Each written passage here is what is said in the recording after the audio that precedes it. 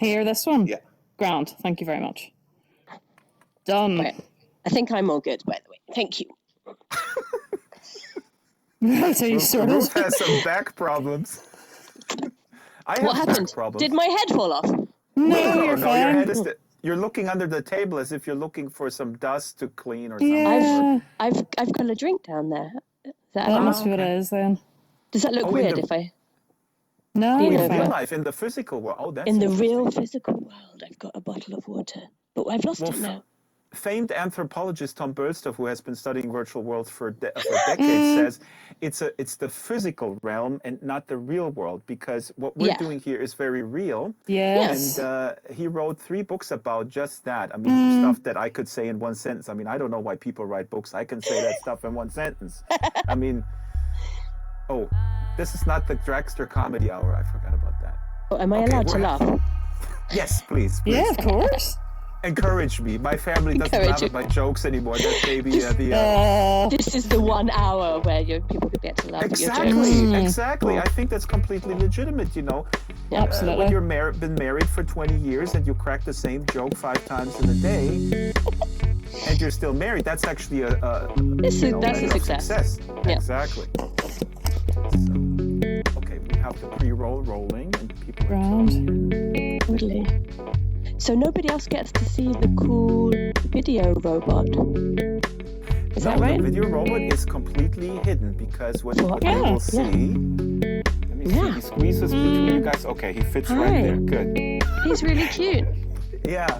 You could actually turn to him when he. Can I pat him on the head? Hi guys. Well, then he. Jess, are you sitting down or standing up? I'm standing up. Or no, I'm sitting down in the physical world. Yeah. Why? Just because you look kind of uncomfortable. Really? You do? Careful with the arms. Yeah. Careful with the arms. Yeah. Keep there moving. you go. No. I mean, yeah. I mean, you know, it's not, you know, if you don't. Once we start talking, just you know. If I'm trying to explain something, I'll gesticulate, I'm sure. Well, I had a fantastic author from he's actually original from Bristol. I think he lives in Ottawa. Tim Maughan. He wrote an amazing book called Infinite Detail, probably the best speculative fiction of last year. Gotta check it out. Infinite Detail, What's it very called? tight. Infinite Detail. Infinite Detail. Yeah, it's what. Right, sounds like my kind of thing. Incredible write-ups, and I'll send you the interview. He was in VR, and he was sitting comfortably down in an armchair, and he was swearing. The F-bomb was dropped several times when we were talking about the power structure of big tech and surveillance capitalism. All the while his hands were not moving. And I said, if you want to drop the F-bomb, you need to move your hands. Can you just get a bit more passionate about it? Yeah, exactly. You don't seem very passionate about this F-bomb. No, exactly. He's just like... Brilliant. Yeah, that sounds like an interesting book. Yeah. So I've got a question. Yes? If I smile, am I smiling in Yes. what everyone else can see? Like smile. Well, if you talk... Why do I keep on chucking books? If I laugh. Jess, can you do a big smile at me so I can see? Are you smiling? You have to laugh. Laugh Quite and smiling. then you're... Okay. I laugh and then it will show. Yeah. Yes. This is actually really one of the most fascinating aspects. The speech patterns, the inflections, they will trigger a fairly sophisticated system. Oh. What? Hey, there's an octopus in the back there. Oh, hi, guys. No, don't. Who is this? Hello. Yikes. Hi. Hello. Is this Tom? Hello. Wow, I love Who it. is this? Are you Tom the octopus? I am Tom the Octopus. Thanks for joining us. Tom, we're having a live show and we're going live on the air in 1 minute. Could you wait outside, please? Okay, I'll just put that bit down. I'll be back in a second. No, visitors have to stay out. Who is Tom? So he's here in Bristol. Oh yeah. He's our guest. He's our studio audience. Oh, we have a studio audience. Oh, good. octopus studio audience. I love that we just kind of got gate crushed by a giant purple octopus, really. You know, I performed on stages where there were more people on stage than in the audience room. So I mean, I'm not Well, this is definitely true here. Should we do Tom, if you can hear us, can you watch and join in? Tom can get very room? close. He can get very close to the window there. But if he goes in, the problem is that the robot camera will sort of bump into him. Oh, fantastic! Someone's just got him a bench. Oh, yes. Or have you turned into a bench? I think I'm a bench now. But Tom, you have to stay outside. We're going live in 20 seconds. Please, Tom. We'll invite could you just stay outside the room and look through the window? You are Thanks, a bench for crying out loud. That's kind of like, that artist Magritte? It's a wee bit like that. So like, like this is not a Quiet. kind of thing. Quiet. Oh my God, this is the public access nightmare that I have every other week. Okay, wait, we're going live. We're going live. All right. Shh. Thanks, Okay, guys. here we go. Oops. Hello there and welcome to the Drax Files Radio Hour with me, Draxter, and this is yet another one of those Draxter Reads Across the Metaverse programs where I invite authors and people who deal with paper books and sometimes ebooks. And today I have two translators here, Ruth Kemp and Jessica West. How are you guys? Hey, good. Thank There. you. Yeah, good, thanks. There you guys are. How do you Great to feel be in this, here. Hi. in this avatar embodiment? Is that not strange somehow? How Yes, does it feel? is very strange. It is very strange. Like, I think I've kind of got used to it because I play quite a lot of like role-playing games and things anyway. So, like, I suppose like I just haven't done anything like an interview or anything in this environment. So that's really interesting. Yeah, I haven't done that before.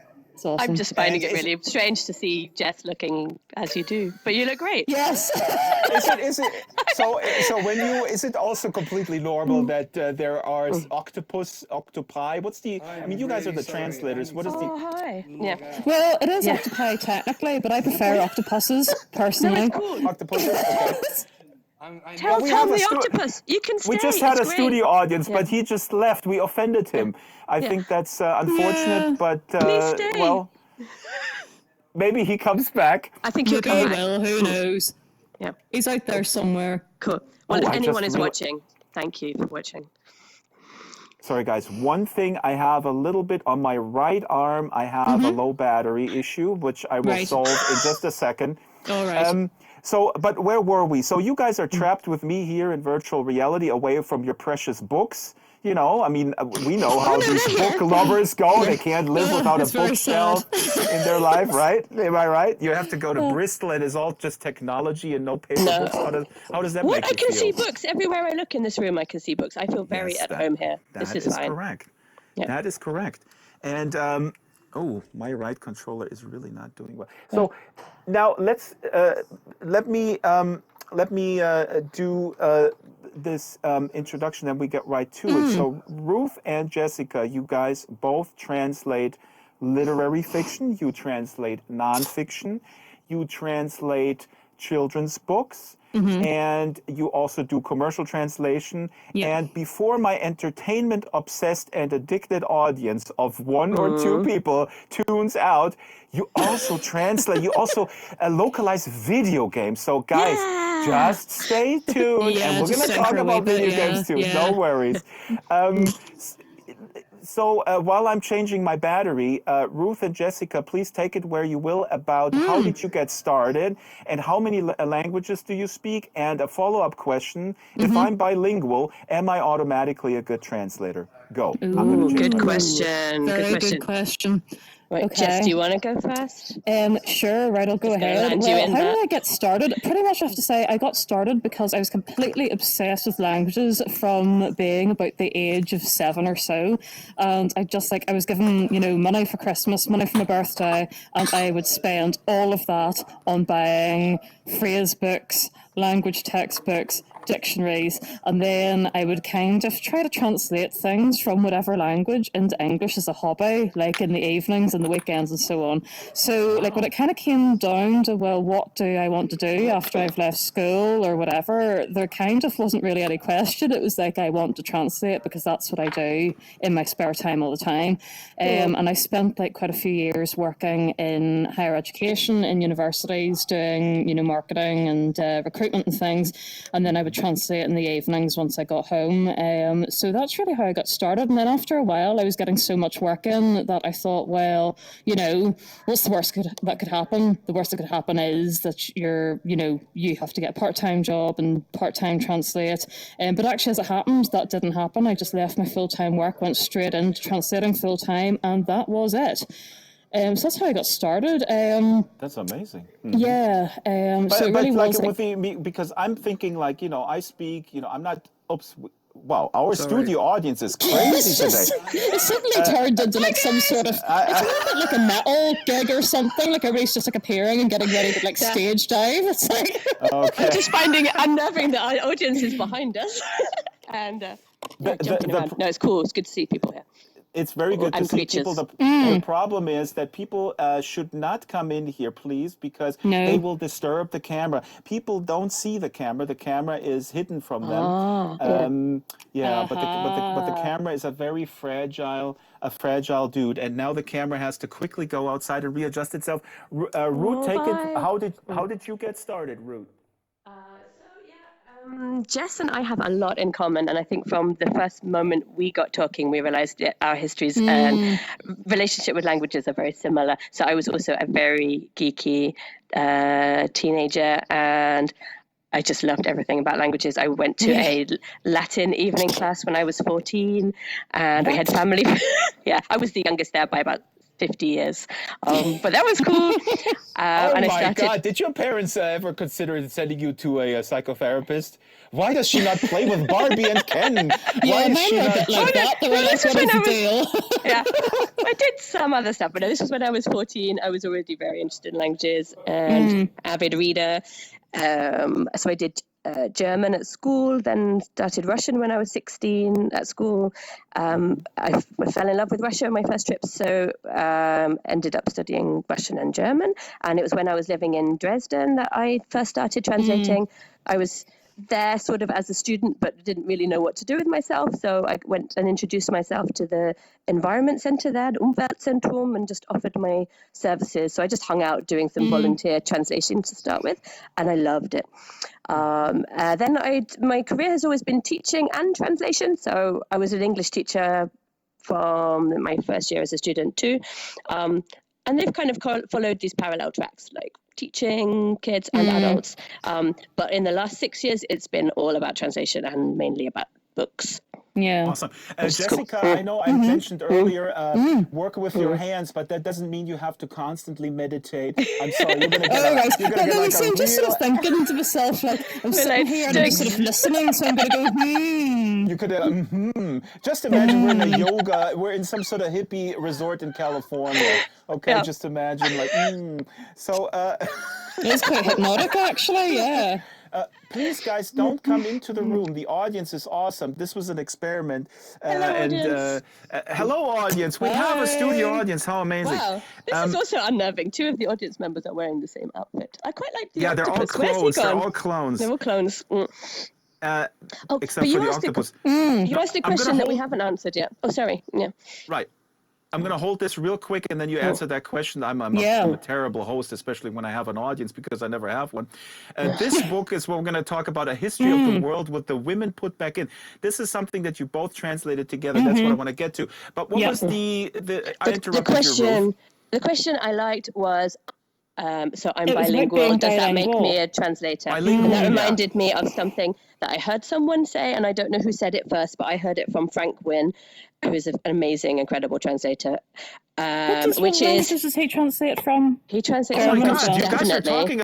You guys are talking about translate. Turn around. But here is there are the also audience celebrity member. translators. The audience member has a book by Ken Liu, who is a fabulous translator. He has a yet unreleased book of Ken Liu in his hand called The Hidden Girl.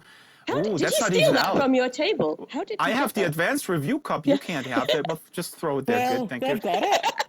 Well, can I, Okay. Somehow. Let's, Anyway, let's carry on. yes, please. Yes. I'm sorry. Carry on. oh yeah, the point is, having two languages does not make you a translator any more than having two hands makes you a pianist. I think that's quite cool. Yeah. Sorry, And sorry guys. I think It's the not that other bit- easy. The other bit that comes up about translation is that, you know, okay, you are going from one language into another, but there is like a really, it's about writing as well. So you have to be a good writer.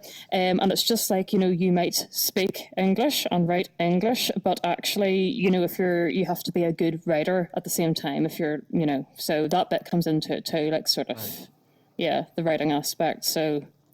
Is it easy to go, if you were a translator, I mean, do you guys go from one language to the other, or are you only going from Arabic, Russian, German into English? You ever go out of English? Yeah, we both only work into English, don't we? Yeah. So there are some. So this is very another added rare... skill that is not doesn't come automatic. In other words, there's nothing automatic about translation, really. Yeah, it's well. I mean, damn, I was thinking you my could son have a jump career into in it, that but without no, working. it's a lot to think about in terms of understanding the text, crafting it in English, policing the English, being really critical reader of your own work. It's a lot of practice. But because like I mean I do know some people who do go, for instance, from German into English, but they're German native speakers.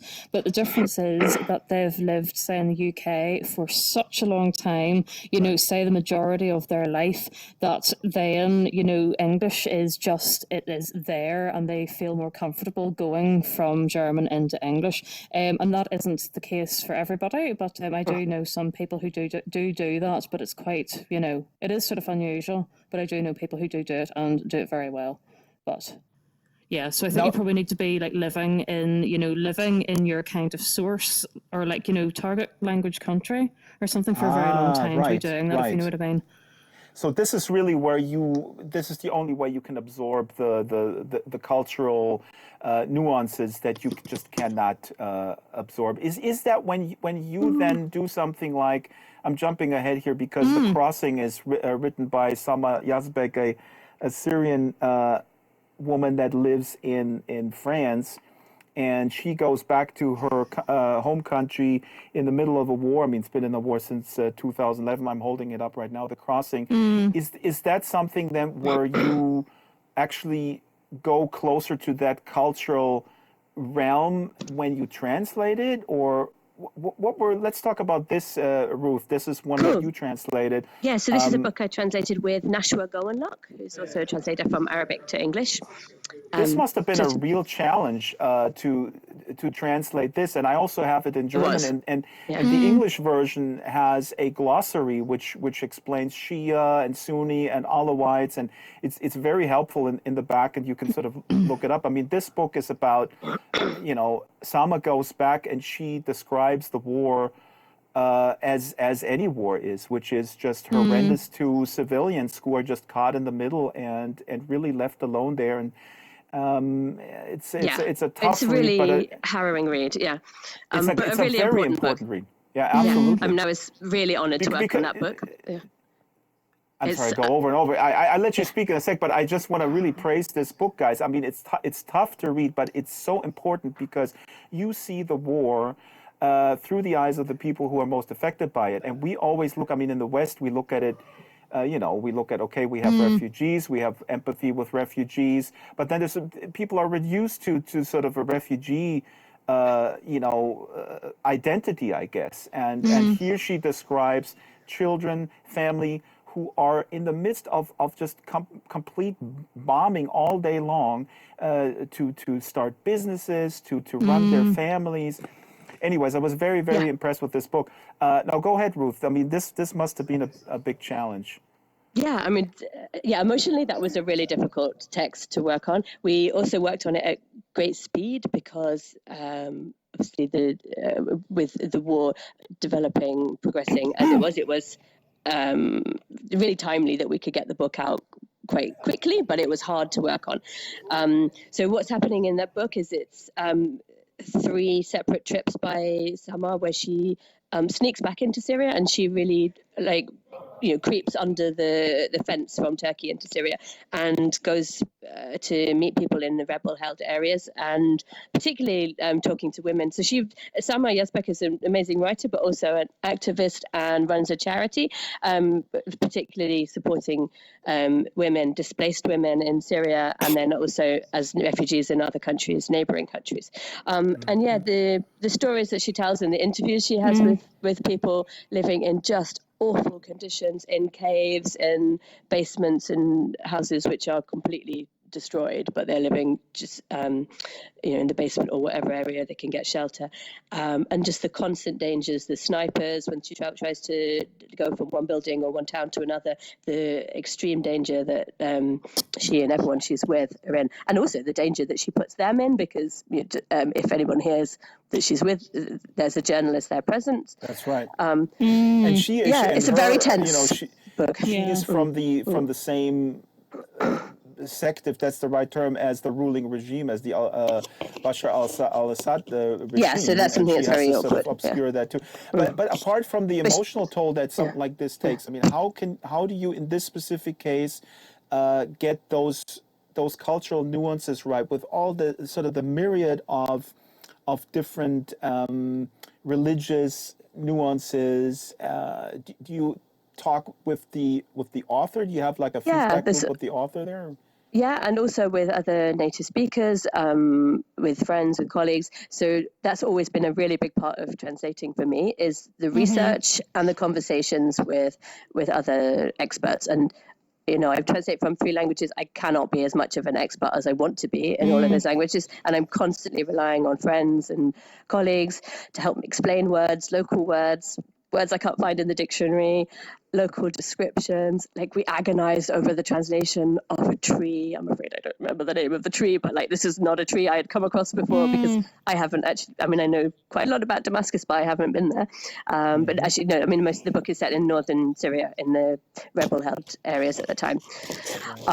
So yeah, I had a lot to learn, but working with Nashwa is great because she is... she lived in Egypt and Kuwait for some of her life and is closer to Arabic than I am. So I was able to learn a lot from her, working with her as well.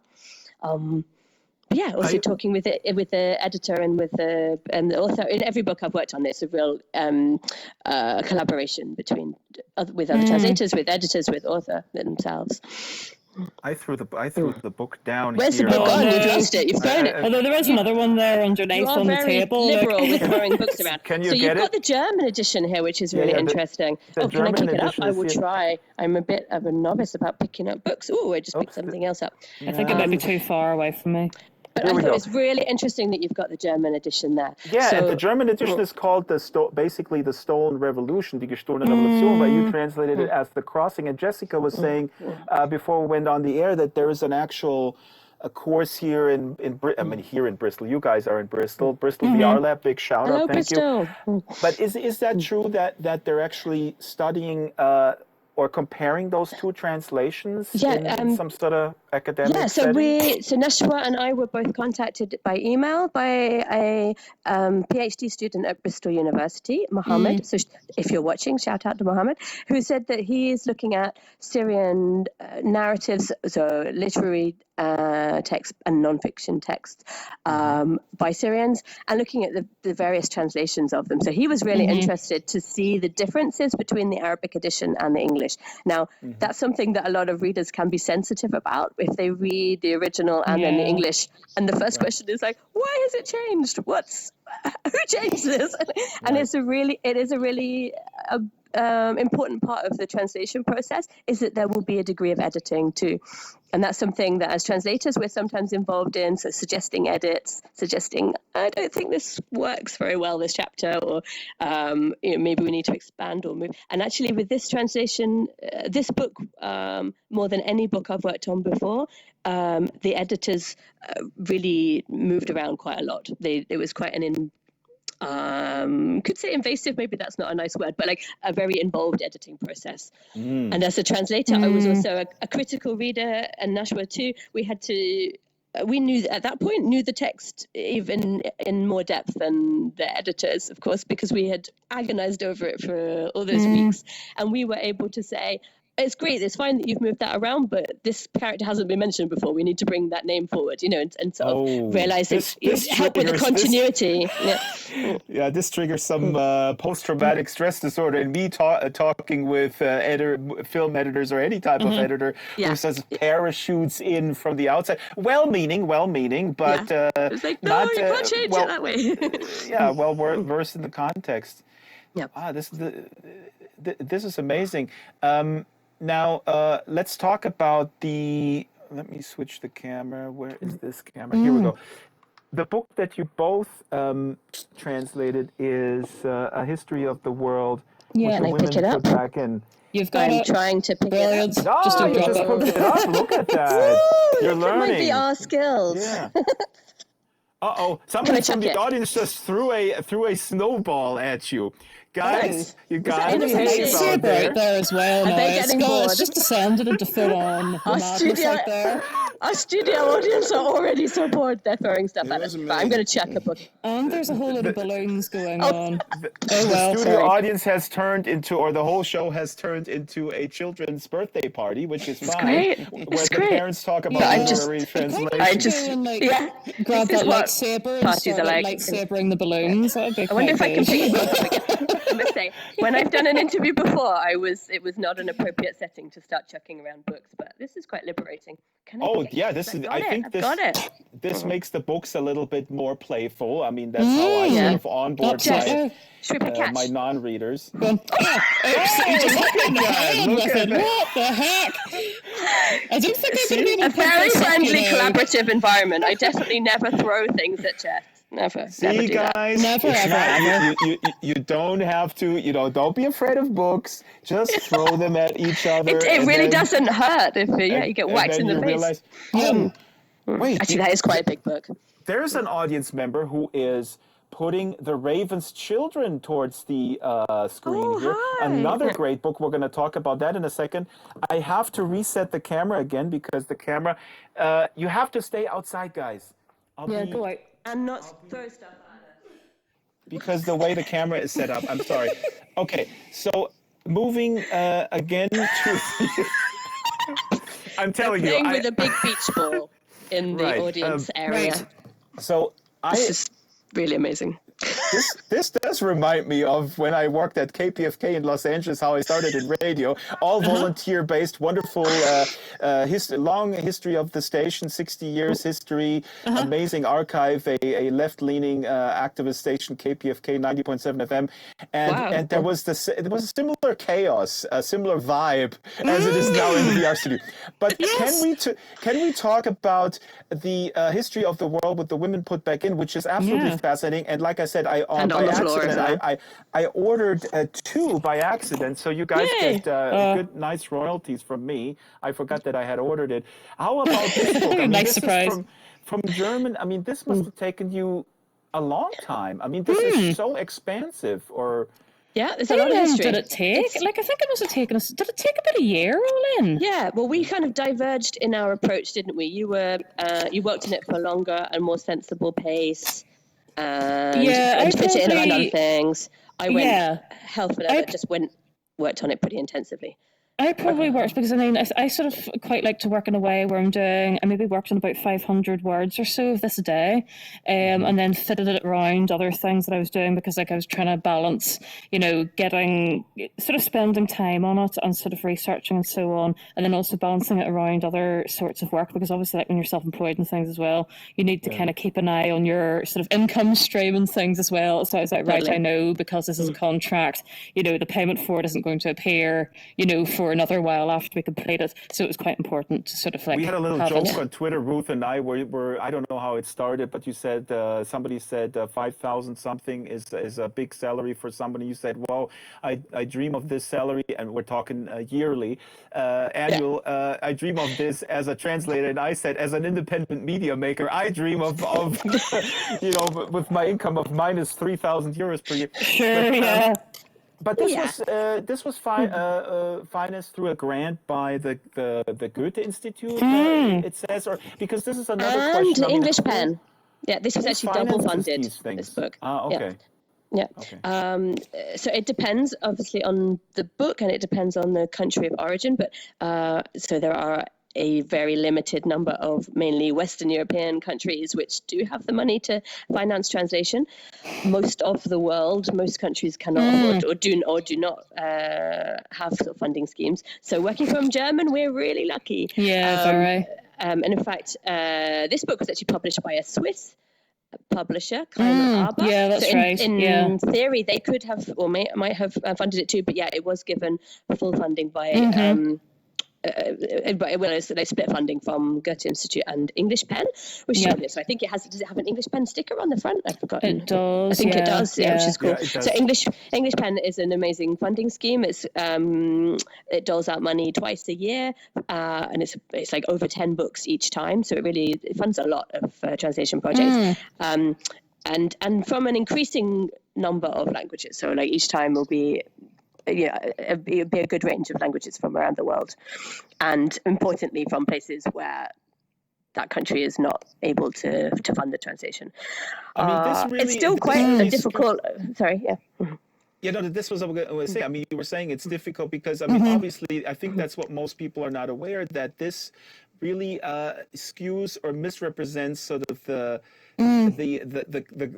global culture, what's available. People, this has repercussions how we perceive different cultures or different languages as sort of less literate. You know, I mean, I'm not going to go into Sarrazin and that whole debate, which is driving me mad. But every country seems to have a person that claims that their country is somehow superior, and then they go through the list of completely ridiculous, quote unquote, proof. And one of them is that in the German version is that we, the Germans, are so incredibly prolific in terms of literary output. But that's only a function of our ecosystem, right? I mean, if you can't finance the translation of a marginalized culture or language, then the perception is that culture has no culture. Yeah, I mean that was like something about this book, which I think is what makes it like so important in a way, because it really like not only did it look at the history of the world in terms of putting women back in it, but it also looked at parts of the world which actually just really traditionally have not been looked at in terms of, you know, like history, particularly at this sort of age range and things as well. Like, I mean, translating it, I learned so much about, African history, particularly. You know, I learned so much about that I knew nothing about.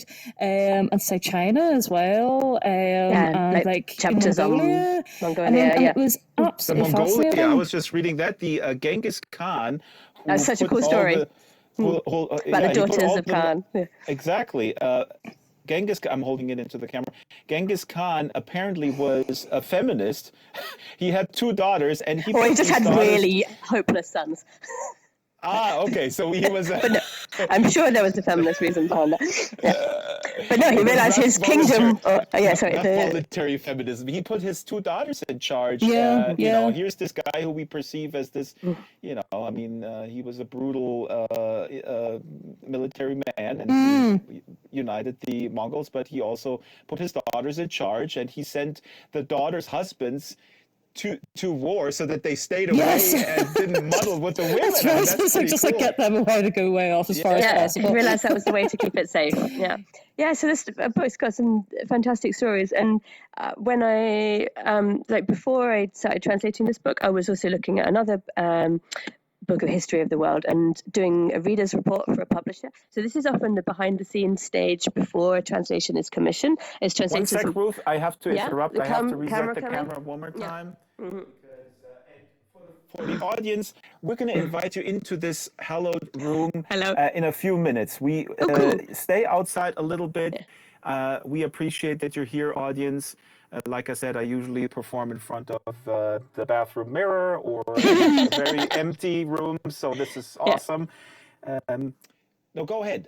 Ruth, yes. Oh no, to say I did a bit of research and looking at different histories of the world that have been written, and it was really great to see the sort of the range that this book covers. Okay, it doesn't cover every single. No, it would be very difficult to do in 300 pages. Yeah. You can't cover every part of human history, but it really does cover a lot and a lot of different parts of the world compared to a lot of books that are out there. Absolutely. But what I think is really interesting about it compared to other books about women in history is that it's not trying to just tell the stories of women individually and in isolation. It's really about the context, about why the world sort of became misogynistic or sexist or blinkered in the first place. Yes. So what the political forces and the religious and social issues behind the power structures that have grown up throughout it sensitizes history. you So it towards really the looks, power structure. Exactly. it really looks at that whole context in a way that, and then sort of inserts stories about individual women and men, of course, into that. I think it's really interesting. Quite a quick romp through history, but a good read for teenagers and adults. Sorry, go ahead. It just covers so much. I mean, it covers so much in actually quite a sort of, relatively concise way. And I mean, I loved working on it just because, like, every single page. Academics sometimes criticize that, Jessica. I mean, I've heard academics, they tear apart some, what they call, like, I don't know, populist history or whatever. Glosses over stuff. But of course. I think of history experts who really have in-depth expertise in certain areas of history might find that painful that we jump and skirt over so quickly over certain eras and also particularly British history. It's interesting to see that from a German perspective, or just from a slightly a different perspective. A non-British perspective. A non-British perspective. It's finally to see the rise of empire and nationalism from a perspective that's not the one that is sadly still taught in British schools, which it glosses over too much of our really quite embarrassing history. Painful history. What I find really interesting here is, again, I mean, this is sort of the mantra that I have with books in general, is that they give you an overall sense of context and a feeling that there is more out there than you have already absorbed. In the case of this book, is that that history is this is a very tangible way of actually showing people, like, oh, you thought that this is how it was. No, the perspective changes if you look at it from these different perspectives. I want to pivot radically to storytelling. I'm interrupting. I'm a terrible host. I should go back to public access, right? Oh, God, it's terrible. But Jessica, I want to talk about why are you facing games the other direction? Okay. Yeah, sure, yeah. Well, the camera bumped me off. I'm sorry. Don't mind me. No, the camera's just taking your space. Jessica, sitting on your lap. Jessica, why do you want to destroy reading through offering your services for the evil video game makers? But maybe I just want to make video games more immersive by providing really engaging dialogue. Maybe that's do you have maybe a feminist agenda? Are you going to ruin video games? just like really insidiously or something. Yeah, it's just I mean, I ended up being really interested in video games because before I went to uni, I had to get my Russian day level standard. And while I was doing that, I got a part-time job working in the video game shop, and while I was working there, I got really interested in video games, and so like I've been quite a keen gamer for quite some time. So like I've played Warcraft a lot, I've played the Elder Scrolls obsessively, and all that kind of thing. And then like just game translation is something like particularly in the sort of Russian market, which is quite big. So I kind of found an opportunity to sort of put something that I was really interested in and bring it into my workspace at the same time. So that No, was I great. find it fantastic because also, I mean, you know, I'm not, I just play a snob in a virtual world, but the truth of the matter is that the video game genre or immersive worlds is an art form. I mean, I've been reporting on immersive art for a long time, and Right. I'm not particularly a gamer, but I can appreciate games a lot. At the same time, I am worried that audiovisual entertainment as a whole is pushing out reading because it is. I'm not saying it's less challenging, but reading is challenging. I mean, unless it's maybe James Patterson. I'm sorry, no offense, but or Nora Roberts. Although she gave a good interview. Anyways, I have my two people who I always use as a punching bag in commercial commercial literature. But how do you feel about that? I mean, is that something that you think about? Is this a competition between two different forms of entertainment, or? Do you know? I mean, I found for myself, because I'm a really voracious reader at the same time, but I kind of find that the two things actually sort of like they fit in balance for me. So like there's certain days where obviously like I work with text, so every day like I spend reading constantly. Like I'm reading constantly from 9 a.m. until like 5 p.m, and then in the evening I'm like, I don't really want to read now. I want to play a video game, so I play a video game. And then there's other days where I'm not reading so much, or like where I'm, reading nothing, I'm reading nothing. So then in the evening I want to read. So I think like for me, there's kind of like, there is that balance there where it very much depends on what I kind of feel like doing. So I suppose maybe that is the key to it, is this kind of balance and like kind of like just taking advantage of all the amazing things that are happening, both in the digital world and in the literary world, and going, let's just explore all of it. That's kind of the way I look at it. It's like all of it is like amazing. Like video games are amazing. Literature is amazing. Yeah. No, I mean, I completely agree with you. I can use myself as an example as well. But I think for the general public, it's a lot more difficult because when you are trapped, I'm using the term loosely, in a day job that is not very gratifying.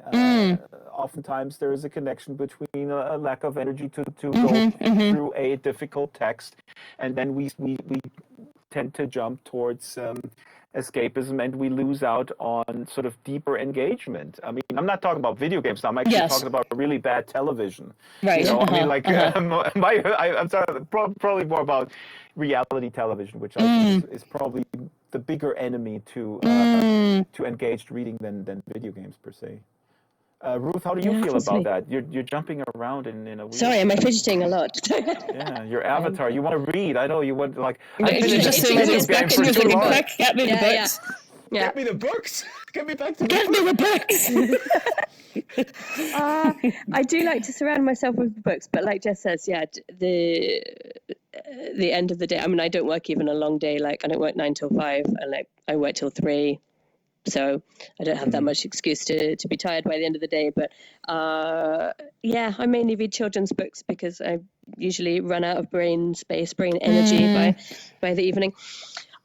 But yeah, I'm not a gamer, so I don't know how I would approach translating games. But I've got a question for Jess about how does that actually work in terms of the translation? When you're faced with a game to translate, does it come to you like as just text? Do you get to play it and see where the words are going to fit? Well, how do you get the context? Yes, that is a very interesting point, because before I started doing that, my kind of assumption about how it worked was that you would see the game in action and you would translate.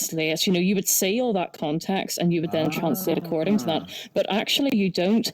What tends to happen is you'll get a spreadsheet with you'll get a spreadsheet and there'll be like codes down the side telling you, or well, just like sort of telling the coder or the developer where that dialogue goes, and all you see, generally speaking, is the line of text.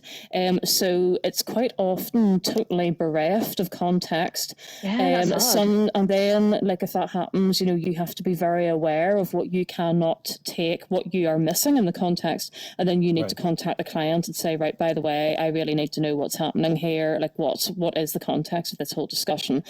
Sometimes with some things I've worked on, so particularly because like in games as well, you're dealing with imaginary worlds. You get a lot of names for like creatures, machines and things which are, invented from scratch. A bit like if you're translating fantasy fiction or something like that as well, or like say speculative fiction or something like that. There's a lot of invented language.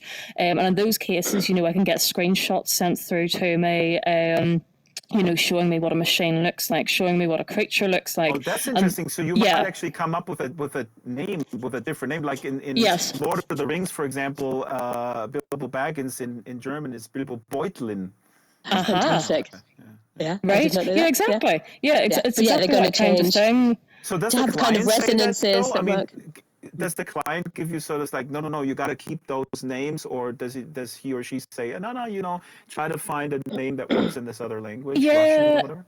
I mean, it's it part kind of localization, isn't it? Yeah, I mean, it kind of depends, because sometimes there's been things where they just say, just leave it. It's fine, because like already the word is kind of invented. So, and they'll just say, just leave it as is. But sometimes there's ones where even when you read it, you can tell it sounds like a Russian, it's a Russian invented name, and you can tell that by the sound of it. So if that happens, like what I would tend to do would be split it, because usually those even come from actual words. So say, right, okay, so what is this invented name derived from? Like what words have been used to create this name?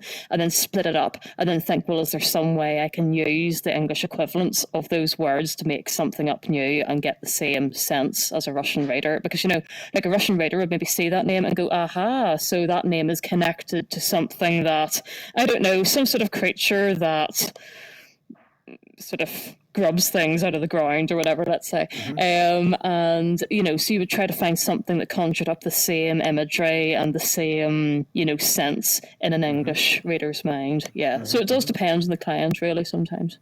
Wow, Fantastic. that's really super creative. That's it is, yeah, it is. This is what, like, sort of like earlier on when we were talking about, if you're bilingual, is that enough to do translation? And this is sort of an example of when, no, it's not, because there's this creativity where you've got to like kind of just really, get the creative muscles going. I don't know. By the way, now I know why think about the impact of it. Ruth is jumping around because she's stomping on the book. Look at this, Yeah, Jessica. She's stomping on my book. That is. It's because I'm in a wheelie chair. It's a really comfortable chair, and just making myself at home here. Sorry. Yeah. There is a book on the floor. I don't know what it is. It's this book. Oh, this is Actually, 100. This is one of yours. On the back it's Fahrenheit 451. That's oh my God, this is a hybrid. Wow. It's on the back, it's Fahrenheit this is a 451. hybrid cultural text. This is the best of literature. Of both worlds. Okay, we have more audience coming in. Yeah, we do. I want to go to, here's The Raven's Children, which is a young adult novel about Stalin's regime. I love this book, and the interesting thing is, by complete coincidence, I read the Master and the Margarita just before, and I just dropped it on the ground, and it plays in that same era. So this you do young adult stuff, but in the interest of time, this is a cool book. I want to actually spend more time on this one here, Gulna Hayo's The Dot, which is absolutely awesome. This is a children's book about diversity and with wonderful illustrations. I'm so happy you bought that book. Yeah. Gulna Hayo's The Dot. I have it right here. So Gulna Hayo is a Syrian author and publisher. Tell me about her, yes. She set up, she's a co-founder of Bright Fingers publishing house in Syria. Oh, it's telling me to do something about a login. I think I'm still here. You are. And then she runs this publishing house from, first it was from Istanbul, and now I believe they are based in Amsterdam. They also set up Pages Bookshop, which is the first Arabic bookshop, like Arabic books, in Istanbul and in Amsterdam. Sadly, I think they lost their premises recently, so I really hope that they're able to open up a new bookshop soon. yeah. But they are still selling books online. And yeah, she's a really creative illustrator, storyteller. She's got some fantastic books. And this one I love because, so I was asked by Daft Publisher to do 2 books by her. The other one is really lovely story called Noah's Escape, about asking the question, can we escape from our life if life is, really, so it's about a girl who's living on the street, so pretty crappy life.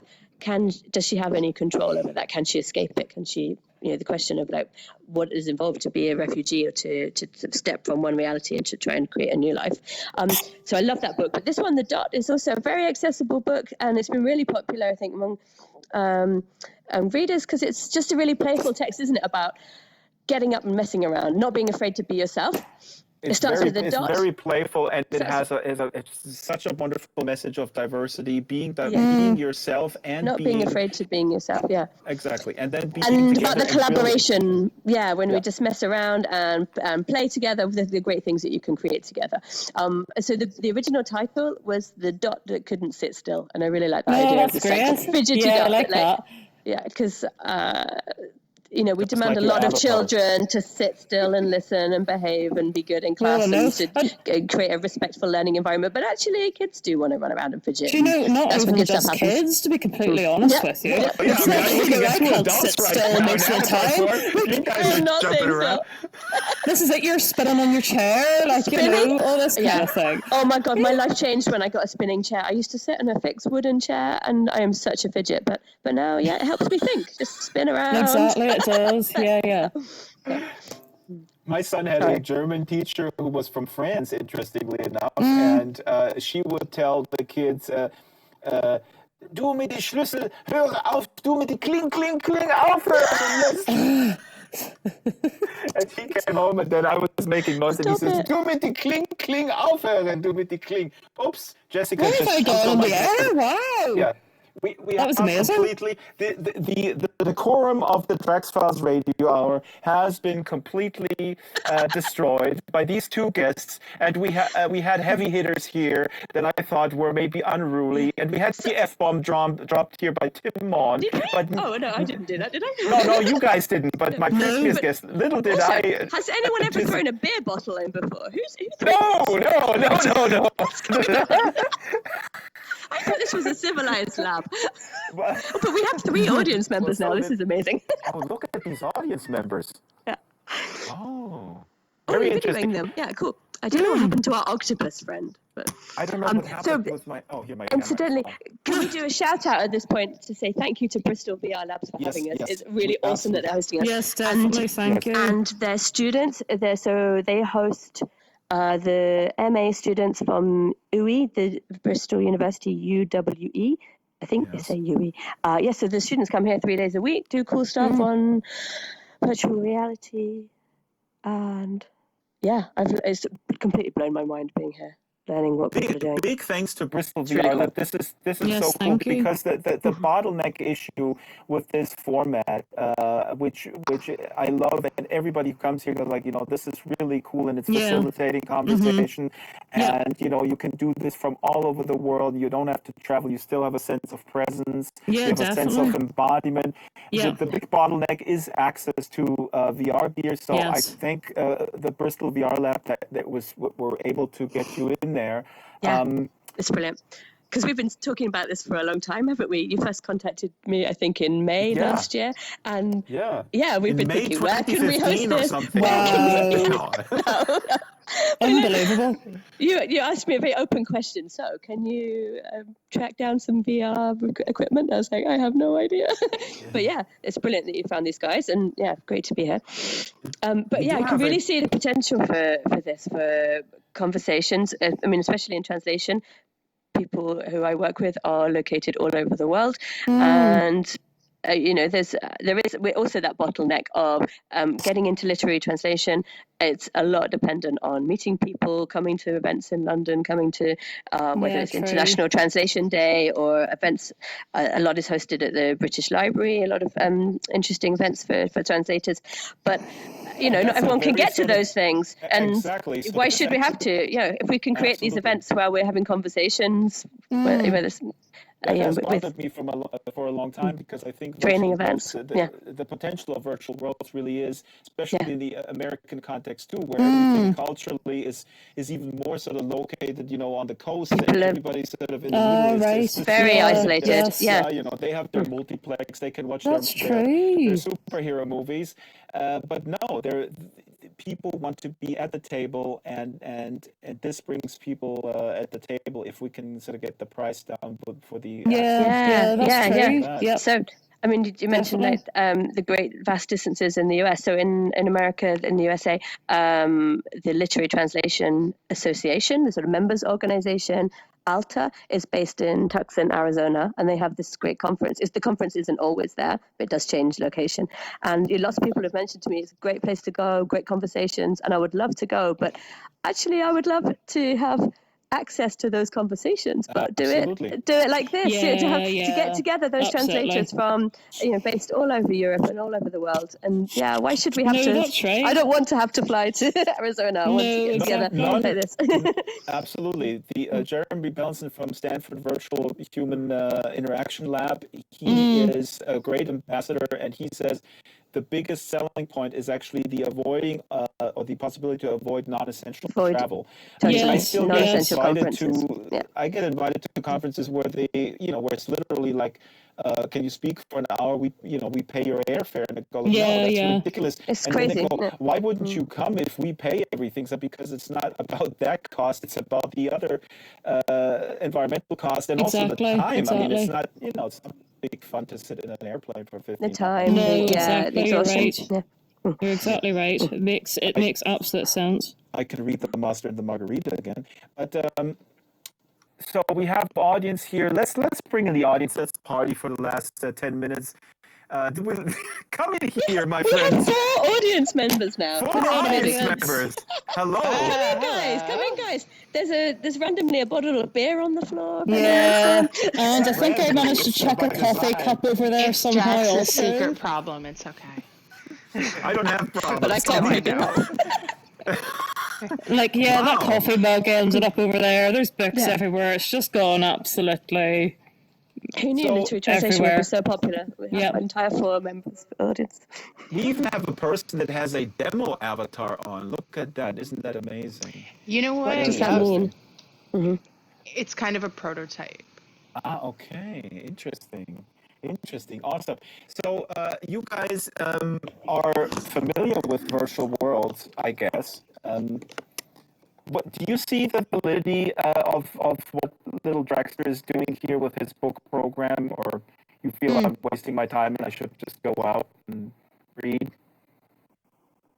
Disney? I like it. I gave you a list of authors and things.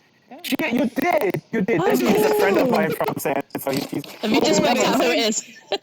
Amazing. Cool. Yeah. Please do chime in. We have another fellow here. Are you from Bristol VR Lab over here? I am. Hello. Hi. Hi. And how did you enjoy this conversation? It's been really interesting. Although I'm also trying to keep an eye on things going all right at the same time. Oh. Thank you. Are you in charge of the VR equipment over there? Yeah. Oh, are you Dan? Yeah, I'm done. Right. Oh, this is Dan. Oh, he looks like the clone from the. Were you not the octopus from earlier? No, that was Tom. Oh, I don't know, he's gone. We lost Tom. Yeah. He was gone. He was an octopus, and then he became a bench with a lamp. I think we offended him by telling him not to come in. I mean, I was trying to get through the door, and it was all very awkward. I have to say, I like the bench.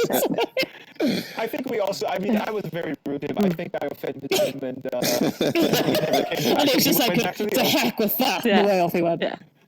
With humans, I go back to the ocean now. Goodbye. But Drax, so- I've got a question for you. Am I allowed to ask please. questions back? What do you think is the potential for this for maybe school exchanges, people learning other people's languages? Like, how much in Sansar environment is happening in other languages, multilingual? Is it a very US-based community, mainly in English, or are people using it for any kind of learning? That's a really good question, and I believe we have maybe a little audio issue, so I hope that the audio is okay. Sometimes the audio gets a little choppy. It's a wee bit choppy for me, but it's all right. I can hear it. I see enormous potential for a whole variety of things, and as people know, we've been doing educational projects in Second Life for almost 16 years now, Yeah. with tremendous success. So this is just sort of the next step with VR and compatibility. But to your question about the community, it is at this point rather US centric, but that has to do with the availability of the gear and sort of the marketing or the non-existence of sort of the global marketing. I see enormous potential. I will be speaking at a conference in April in Los Angeles about the use of museums and virtual reality in museums. Oh, yes. I'm involved in a project where we're rebuilding the city of Luxembourg as it was in the mid-19th century for Amazing. role play. So you could go in there with an entire school class, for example. Yeah. Of course, there are issues with who pays for the equipment and all this kind of stuff. But if you How do you get 30 of these headsets? Exactly. You could go in and you could play. You could role play historic events. That would be amazing. Yeah, and when I look at your book, your book could be a companion, or the game or the worlds could be a companion to your history with the women put back in. If that would be used in a school context, you could have excursions into virtual reality, into a virtual world that could be built upon a specific occurrence in history. You could assign something from the book, and then you basically role play that thing in the world that you built together. There was actually a project at a school in Ireland where they went to a field trip to a nearby castle, and then the kids rebuilt that castle in Second Life, and afterwards they role played a historic event in that sort of game environment. So there's that's huge pretty cool. potential. Yeah. Biggest problem is access. Cost is high. Equipment. And But compared to the cost of travel, is it it's potentially more accessible? Oh, absolutely, and especially access for other parts of the world. I mean, you don't have to conjure up like inner city situations with disenfranchised kids. I mean, this could be anybody. But the problem is also that, especially in the educational field, I talk a lot with practitioners from the from the front lines, and it's very black and white discussion. There are people who embrace it, and there are people who are so opposed to any type of digital yes. And it's rather sad because I'm not a uncritical embracing any type of technology. As a matter of fact, the technology is just used to to measure more and to increase the horse race, if you will, or push kids into a more narrow sort of categorization. Yeah, it's a risk of that. That's not the point. The point of technology is to unleash creativity, not exactly. Oh God. Now, where is my soapbox? Because I could talk about this for hours. Just like curl up a couple of these books that are on the floor. We'll pile them up and we'll make But yeah, I think I can really see the potential for this for seminars, for professional development, training for translators, interpreters. Potentially there's a lot of I want to say one more interesting meetings we can have this way. Because when I read the Golden Ios, the Dot, what really occurred to me there was if you could build a book world, because in Sansa it's very easy to build a world. So with the Dot, for example, if you take her, blocky aesthetic this and idea. you build a book, you build a world around this book with little audio snippets with the story, and you walk through that story and you experience that story in full immersion. Oh my goodness. It's such an exciting idea. So because this. Go ahead. Sorry. So this spring, I'm going to be talking at London Book Fair at the Children's Hub about promoting children's books in translation. So this is one of my niche areas. Is my particular interest is bringing children's books from other countries into English. And often that's independent presses with really limited promotion budgets. But they're doing quite creative things, and very good at networking at times, and getting good access to blogs and creative ways of promoting books, like on social media and so on. But I think this is really exciting what you're saying about potentially building worlds based on a picture book. And I would really like to talk to some of those publishers who I meet, and in Bologna Book Fair as well, say they should get in touch with Drax. He could build you a world based on this picture book. What an exciting way to explore it. I'll email you later, because I think we can do something. We can build a conversations world to have. We can build the world, and when you go and present there, I will, I gladly will put a world together with my team and make a little trailer video and send it to you, so you can actually demo what this could really look excited like. about that. Because this is stuff that for some people is very esoteric, and you really need to kind of see it. And the thing is that what you mentioned, this is actually free. I mean, if you have the equipment to access it, Sansa is free. You can build a world. You can use it for other people to bring in, but you can also use it as a backdrop to make your own book trailer. Some of the book trailers out there are okay, but some of them are rather, frankly, to be honest, very lame, and they're just sort of little motion graphics. Imagine you have a book trailer where you're going inside that book. I know, imagine. Something much more sophisticated. Yes, that would be quite amazing. I'm just imagining it as like the Master and Margarita. Like, imagine that. If you had this walk-in world of that, how amazing would that be? Yeah, that would be very easy, because the book is so easy and so not complex and not so little. It would be so completely psychedelic. It would be brilliant. I'll tell you, the most amazing thing that I saw was The Three Body Problem is a Chinese sci-fi book, which is absolutely amazing. I mean, if you haven't read it, folks, The Three Body Problem, when I read it, I felt bad for sci-fi writers, because I felt like, after this book, there's nothing you can ever write. It's just not possible, right, Jessica? I mean, it's so all-encompassing scope-wise. And there's a guy on YouTube. He made The Three Body Problem into a serialized video in Minecraft. He reenacted the scenes in not everything, but it's like some of the really complex stuff. He built the sets in Minecraft, and he filmed it. It's unbelievable. That is amazing. I'm gonna have to look that up. I can see my kids being interested in that. That we do is quite a lot of amazing. rebuilding our favorite books in Lego, and now they're getting into Minecraft. Oh my goodness. Yeah. I should definitely look at that.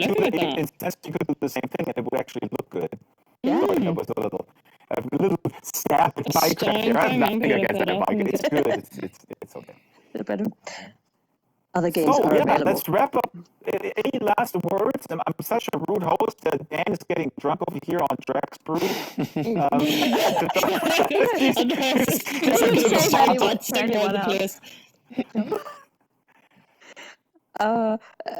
Any last words? We have lost my brain feels quite fried by this, to be honest. I think I would say any.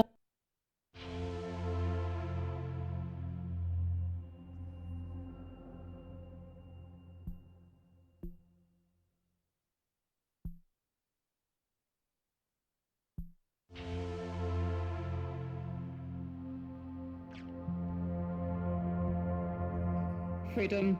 You get to work with, like, languages all day, every day. Yeah, there you go. To the point of camera, yourself. you said something so important, and the camera teleported itself away from here. Oh, camera! What? You said The something camera's like, very nah. profound. In fact, because the camera was more interested in looking at Dan taking all the books off the shelf in a systematic manner. what is Dan doing here? There's actually He's great just had houses. one sip of that beer and he's gone. That's how good that beer is.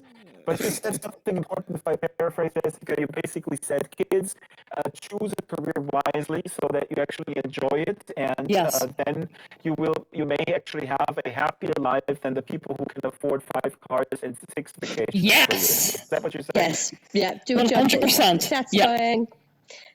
I Yeah. agree with that. That And was now it. I'm going to go weep that I can't go on vacation this year. Oh, Dan is holding into the camera. This is a good way to end it. Dan, hold this up. This is one of my favorite books. Let's end with this. Ooh. This is a true story. Conan the Barbarian. Yeah. And I have, I think, 20 of that series from Heine Publishing in Germany Oh my with goodness. Arnold on the cover. I bought these when I was 13, 14 years old. My Right. mother was appalled. My mother was a literature snob. She came to me and said, "This is garbage. I'm going to throw it away." She threatened to throw it away. Nonsense. I said, "No, this is great." She says, "Well, this is all about misogyny." And I said, "No, this is about Arnold and muscles." And I go like, "Yes, exactly, misogyny." And Whatever gets kids reading, all reading is good reading. exactly. Who said that? That is super smart. Who said that? Me, I said that. Oh. Oh, It's right. My amazing. voice comes from it. Yeah, and so with but the cool thing was with this book was that my mother went to the local bookstore that sold me these books and said, "My son is into fantasy and science fiction, and I don't really approve because I want him to read Thomas Mann." The bookseller looks at her and is like, "How old is he?" I said, "Well, he's 14." And he was raising an eyebrow. "You want him to read Thomas Mann? Are you crazy?" He didn't say that, I'm paraphrasing.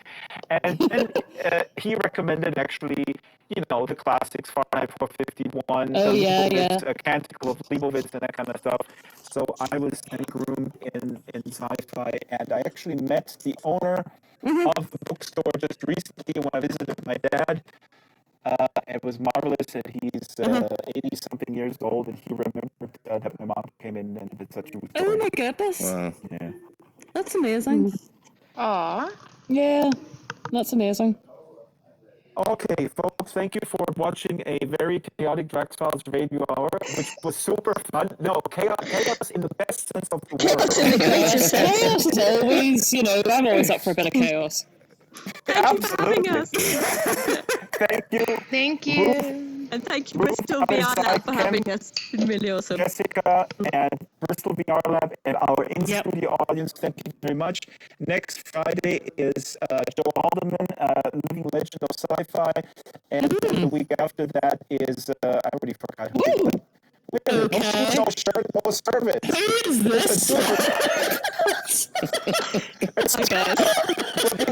We're being heckled by half-naked avatars. It's really just, wow.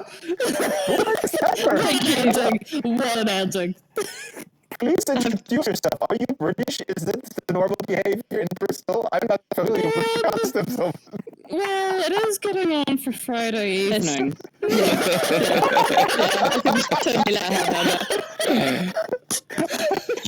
Okay, I'm going to cut here. Goodbye, folks. Have a Bye. fabulous Thank you weekend. very much. Goodbye. Bye-bye. Thanks, Thank you for having everyone. us. Thank you. Bye-bye.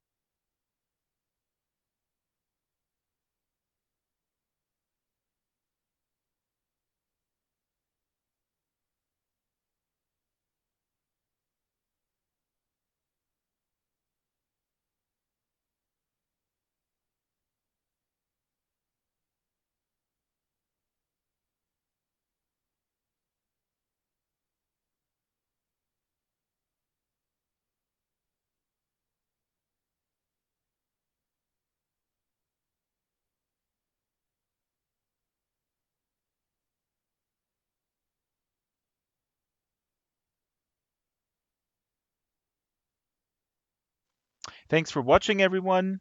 And this will be out on the podcast on Monday, as usual, draxfiles.com. I'll cut the stream. Goodbye.